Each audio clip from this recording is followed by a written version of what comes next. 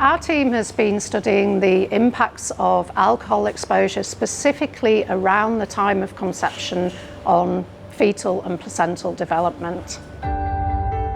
We looked at about 400 women, and interestingly, the first thing we found was that almost 3/4 of those women consumed alcohol, usually just around the time of conception and prior to when they may have recognised they were pregnant, and then most women stopped. We then went on to look at how this alcohol exposure impacted development of the placenta.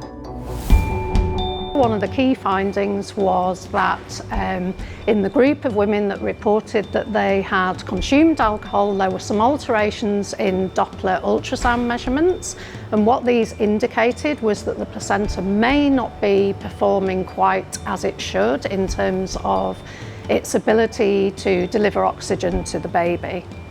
The data shows that women who consume alcohol in that early pregnancy period are 9 times more likely to have problems in relation to how their placenta functions when we look at it on ultrasound relative to women who don't consume alcohol at all. We looked at some specific dietary micronutrients in these women, and we found that there were some indications that women who took folic acid as recommended prior to conception and during the first trimester of pregnancy, they were less likely to have these abnormal ultrasound measurements. We know that choline and folate are particularly important during pregnancy, and it's important to note that choline isn't contained in the majority of prenatal vitamin supplements. So we recommend that women continue to take their antenatal supplements, which have the appropriate concentration of folic acid.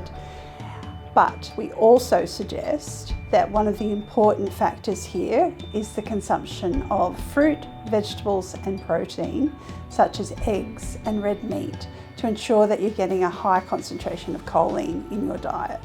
Choline and folate together may be acting to reduce the vulnerability of the pregnancy to alcohol exposure, but this really needs further study. The really important message to get across is that consuming alcohol should be avoided if you're trying to get pregnant.